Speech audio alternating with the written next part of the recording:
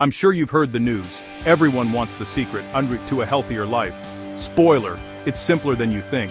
Quick reality check, diets and fads come and go, but habits stick. Updated quote, small daily choices lead to a healthier lifetime. So let's break it down. Fast. First, nutrition. Aim for whole foods most days. Vegetables, lean proteins, whole grains, healthy fats. Think plate balance. Half veggies, a quarter protein, a quarter carbs. Swap sugary drinks for water. Snacks should fuel you, not crash you. Meal prepping 2 lunches a week can save time and keep you on track. Now movement. You don't need a gym membership to get results. Combine 150 minutes of moderate cardio a week, brisk walks, cycling, or 75 minutes of higher intensity. Add 2 strength sessions to build muscle, boost metabolism, and protect joints.